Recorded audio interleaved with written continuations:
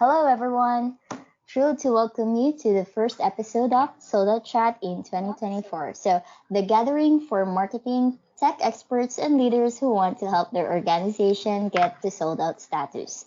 I'm Kay, the marketing coordinator here at Above Promotions.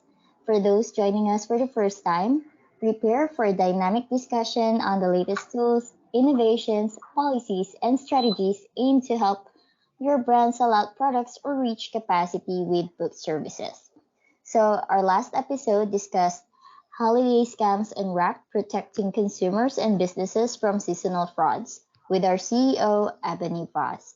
If you missed it, please visit our YouTube channel to replay the dynamic conversation.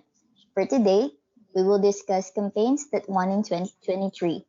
Ebony Vaz will be joining us. She is the founder and CEO of Above Promotions and one of the few marketers in the world with an engineering degree and published research focused on human behavior and statistical data.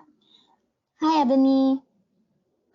Hey Kay, I can't believe one that it's 2024 and two that it's already time to do this chat. It's like this year has already started to fly by and I'm still trying to get used to saying 2024 instead of 2023, but I'm writing 2024, so that's weird. I'm doing the opposite. I'm actually writing 2023 whenever I'm filling up forms. See, yeah, no, I don't know why. It's like my hand has its own brain. But I am excited about today's conversation. December got by with us, and this is something we usually chat about in December. But hey, Mhm. January is still a good time to talk about it, and I think there's still some things that we can learn. Right, exactly. So let's go and discover the key takeaways and lessons from the most successful campaigns of 2023. So before we dive in, I want to remind the audience to stay until the end for valuable upcoming opportunities. So be sure to listen all the way through for the details. Ebony, what are the key trends shaped successful marketing campaigns in 2023, and how can businesses leverage them moving forward? So, I want to kind of like rewind it back, Kay, because we again we've been doing this and talking about successful campaigns at the end of every year, the beginning of the new year. We put out predictions for the year, and I kind of just like want to rewind it back a minute because last year we are in at the end of 2022. We said these are our trends for 2023. They're going to be event marketing, it's going to be surveys, market research, privacy and marketing software, and demo explainer videos. Those were like the top five things that we thought were going to be very big for 2023. And then in January, we were like, hey, it's a new year. On top of those trends that you should be thinking about, think about rethinking how you have your marketing structure set up. Think about how you're going to embrace automation and artificial intelligence, machine learning, and then think about that customer centric strategy.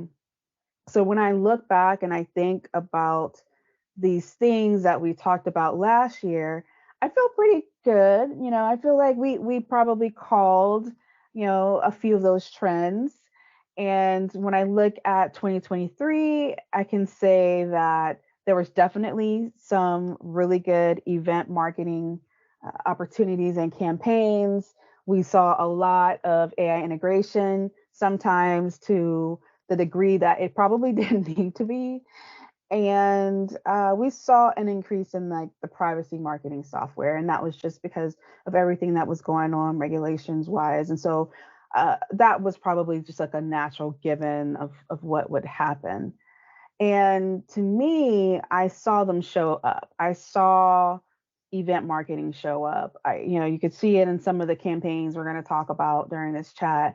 I saw it and just the integration of AI, whether it's in the chatbots that were on sites helping people to navigate to frequently asked questions, whether it was the integration of Copilot by Microsoft and Bard with Google, and the increased use of the chat GPT behind the scenes to for certain things. So we definitely saw that AI integration for sure. So I think that as we look and you're asking me like, hey, how can businesses leverage them moving forward? I think those trends are still kind of there. If I was, I want to like think a little bit more on what I predict for this year, but I think that there's going to be opportunities for us to continue to see that event marketing increase, AI integration increase, and of course the increase of privacy marketing software. Mm-hmm. Yes, that's great. Can you share a standout campaign from 2023 that demonstrated innovative strategies and remarkable success? Like, what made this campaigns exceptional? So I think we cannot talk about 2023 without talking about the pink elephant in the room, Barbie. Everything Barbie. I mean, Barbie, anything pink was it. I mean, we had Barbie. I forgot the name of the style that what people are calling it, but Barbie even infiltrated the home decor, and I mean, Barbie was everywhere.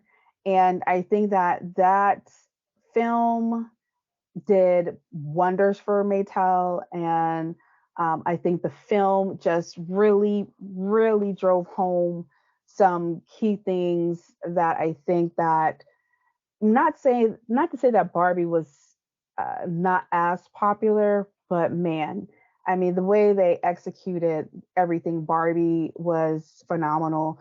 And when we look back at the campaigns and the things that they did for Barbie, I would definitely say that when they decided to do the Warner Brothers set up this AI photo editing app, and they use that to create this filter so fans could essentially make themselves look like they were taking pictures with Barbie or they were with Barbie characters, etc. And when I was looking at the app itself, I think like at the end of the year, they said that that tool was used over 13 million times. Like that is a lot of people. That is a lot of use.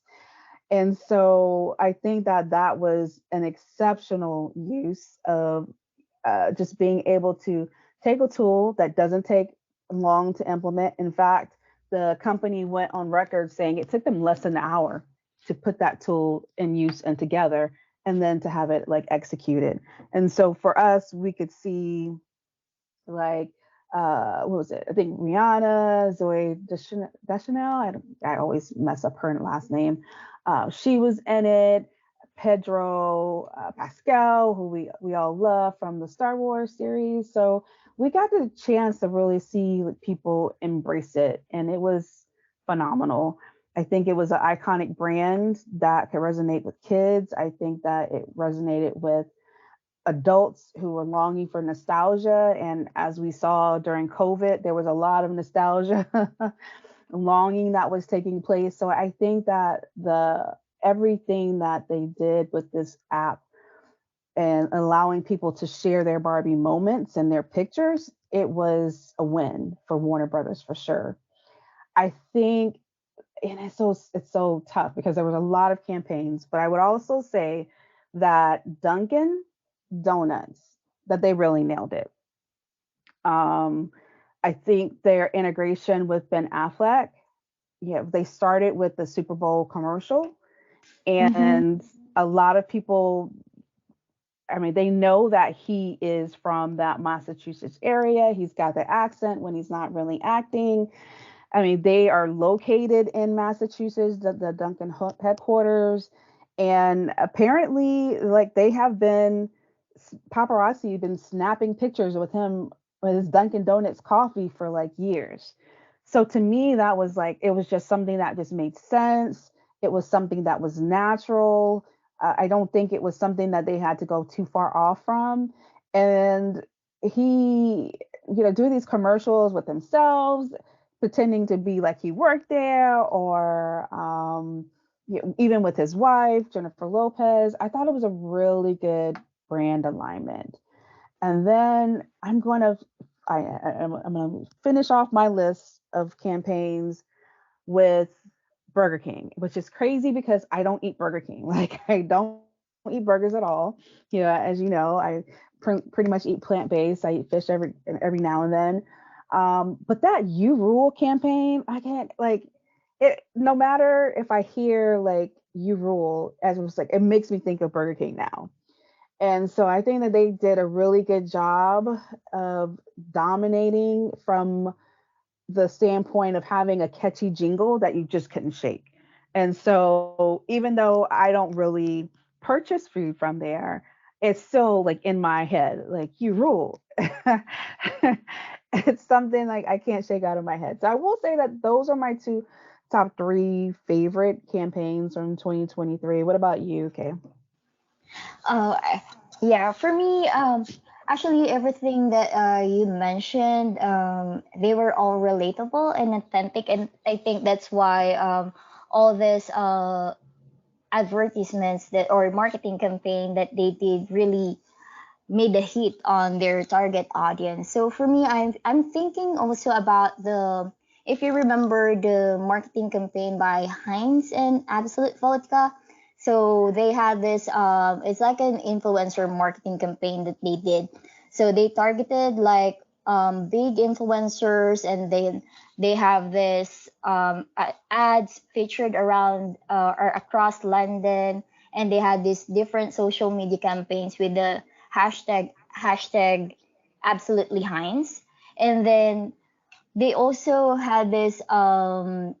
targeted this small influencers or the nano and micro influencers to try out their sauce and share it with their audiences online. So if you see, because for the past years, influencers are more like, they give more authentic reviews for their audiences. So people are more likely to purchase what they are trying. So yeah. Yeah, I mean that's a great point, and it's even great. I love how you pulled out micro influencers because Mhm. they are really like having this uh, growth period right now. It used to be like you had to have a million followers before a big brand would follow you, and now we're seeing that these brands are also finding micro influencers or these nano influencers to work with them as well. And I think that that is helpful because not that top influencers can't still influence, but there's just something a little bit less polished, a little less like more natural that comes with nano influencers. So I like that you pointed that one out. That was a good one. Yes, exactly. Thank you. So, moving on to our next question.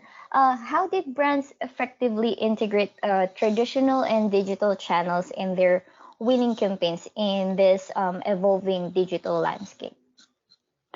So I think what was truly a win is when we saw, and this is why I started with Barbie, because I feel like the fact that they had this photo filter that was using from this AI platform, being able to integrate that very seamlessly so that way people could take those, they could generate images and take them and share them on social media. I thought it was a win.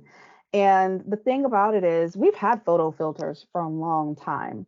But we are seeing now that people, so we've had photo filters on this platform, photo filters on that platform, but just to be able to integrate and provide like a one-stop shop, it's very difficult to do. I mean, I know we've had one of our preferred vendors on the show in the past, and they've made it easy to share across a couple of different platforms. But I think just being able to put together imagery, good imagery, a good concept, and easy execution, and allowing people to share on social media is going to always be a win. And I think that's a winning concept that brands have to embrace. They have to think about, how can I make this so easy that anyone can participate? And I think that we have this hurdle and challenge of Apple versus Android. And we have this challenge of, this this latest edition of a phone versus a phone that could be older, and being able to include all those people, especially when we look at Barbie, because Barbie has a wide age range of fans. So being able to put it on the platform that they had, I think it made it very inclusive for everybody. So I think when people are thinking about their campaigns and what they want to do, they really have to consider that ease of use, like that user experience, and bringing forth the best technical products that they can so that people can make it easy for people to engage. You know, every time I do our one of our workshops that we do for businesses, and I'm talking about things, one of the questions I always ask businesses is, how are you making it easy for people to do business with you? And I think that when it comes to your marketing campaigns, how are you making it easy for people to share it with you and or share your campaign? And so I think that this was one of the reasons why it was so easy for us to see Barbie like easily dominate the social media. It was a I mean, even if I had to do like an honorable mention, even though I'm not a fan, so don't quote me or anything, but when Nicki Minaj decided to release her album last year, she's always been a Pink person. And so I think that the surgence of Pink last year was extremely helpful. And because she has a very strong digital fan base, it was very easy for people to share. So I think you have to really think about what, how easy can you make it for people to share? Of course, if it's relevant to them, but the easier you can make it for people to do the heavy lifting for you that you're investing in this marketing, the better. Right, right. I remember when you mentioned about the filters, like brands integrating the traditional and digital channels. I am actually seeing a lot of brands because I love doing online shopping. And a lot of makeup brands are actually like doing the filters, like it could try the products out through their Yes. filters so that you don't have to go out and then test out the product. If it looks good, then Yeah. you'll just be able to see it from there. So yeah, Yeah. it's absolutely great that they're able to, give the people this experience for them to be able Hmm. to, connect with their brand more. So Exactly. right. How vital was audience engagement in the success of the campaigns in 2023? And are there any specific examples that you think stood out? So I think that engagement was extremely important. And even when I go back to, I'm going to go back to Burger King for a second. So of course they had this jingle that is stuck in my head, and I hope it's stuck in other people's heads since it's stuck in my head now. But they, throughout the year, they found like different ways to incorporate you rules. So it wasn't just about us having this experience or a Super Bowl commercial and then they just belabored it throughout the whole year. They were actually doing posts that would say like, "Hey, that was a great way that you did this. You rule." Or like, "Hey, what was one of them that they did? Like, oh, it's crowning season or it's spooky season. You rule." I mean, they were trying to really tie in all these other big news experience, and they would news jacket, but then they would also tie in you win. And so I think that that was extremely smart of them to be able to do and continue to be interactive. So it just didn't stay static, as I guess my point from that Burger King. But I think too, the fact that Ben Affleck's commercials were popular and people were laughing about them, even what was it, Saturday Night Live jumped in on it. And so I think that when we're taking a look at how we engage the audience, it just makes this when you do it right from the beginning, it gives longer, or I should say longevity to campaign. And so that audience engagement at the very beginning, it was like the lifeblood of those campaigns for the entire year. So I would say audience engagement is very vital. And although these are all kind of iconic brands that we're talking about, we can take from it that anytime you tie in some good imagery, it's going to always be a win.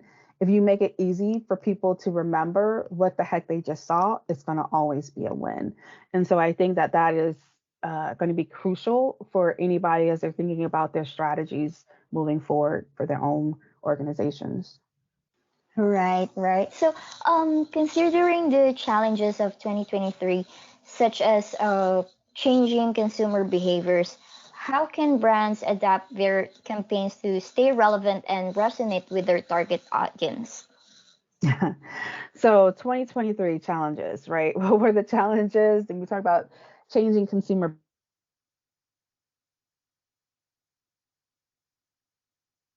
That was a good driver for changing consumer behaviors. Another good driver for changing consumer behavior was the deprecation of cookies. The way that Google and others stopped tracking people across various platforms, that changed a whole lot of things. And it made more people aware of the fact that I don't necessarily want you tracking me across. And so we saw this insurgence of these privacy policies on the bottom of websites. Before, people were so leery about having them to even be put on. But now I think at this I'm point, we've sorry, I kind of. think we lost Ebony. One moment.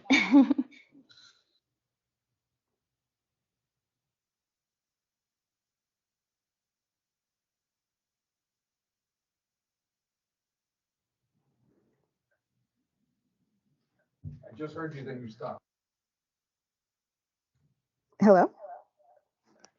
Okay, sorry about that.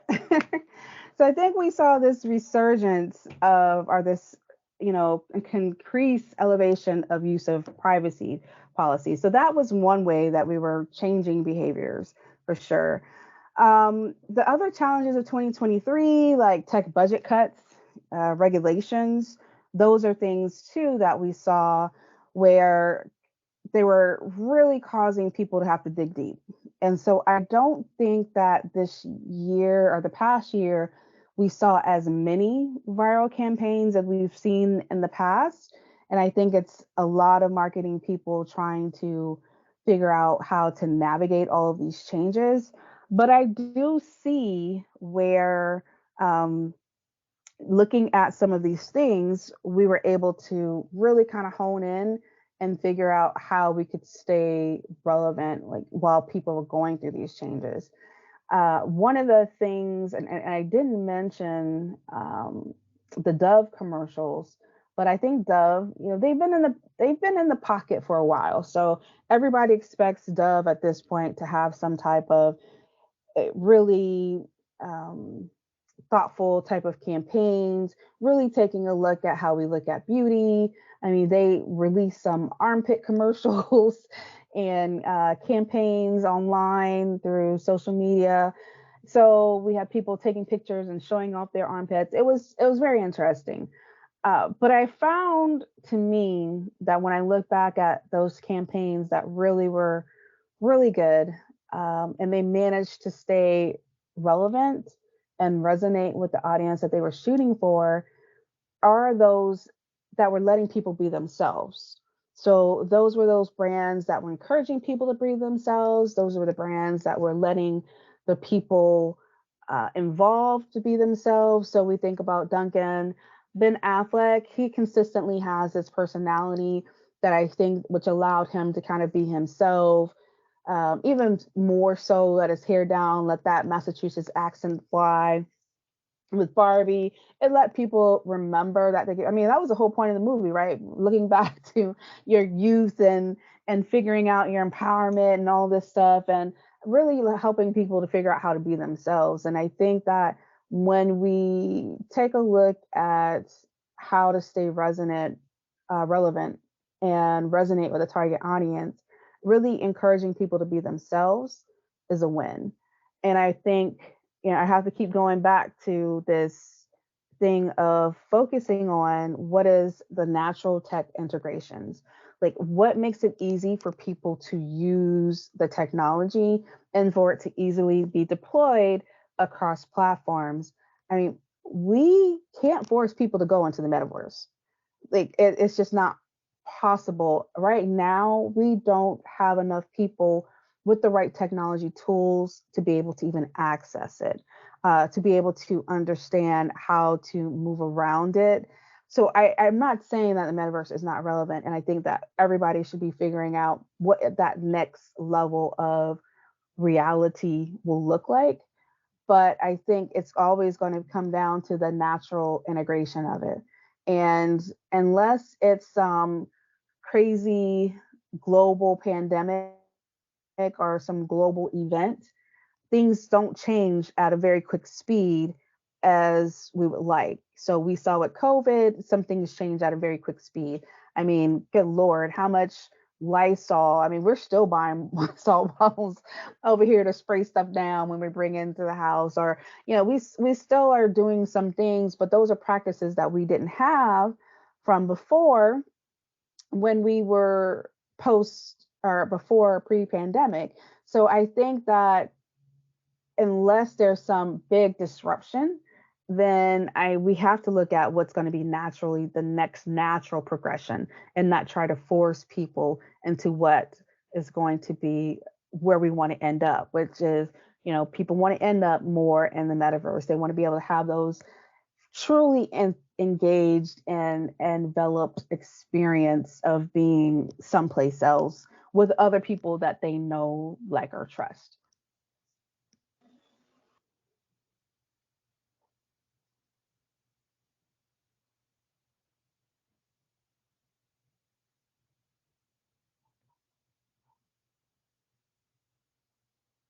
Okay. So, Kay, you're on mute if you're, just in case you might be talking. I'm sorry about that.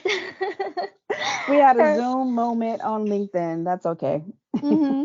Right, thank you. So, we learned a lot today from this session. Thank you so much, Ebony, for sharing great insights with us. So, as we wrap up this insightful discussion, remember to apply these key learnings to your strategies. So, stay ahead by embracing emerging trends, fostering meaningful audience engagement, and adapting to the ever evolving landscape. So, check out our website for free resources on innovation. Follow us on LinkedIn for more valuable insights. We also want to thank those that tuned in. If you joined us late, do not worry. We have this recording available on our website abovepromotions.com. If you're not subscribed to our newsletter, you missed a couple of these upcoming opportunities. So please join Ebony Vaz in the upcoming Synapse Summit in Tampa, Florida, happening on February 28th. So visit synapsefl.com/summit for more information. Until then, keep innovating and achieving new heights. Thank you.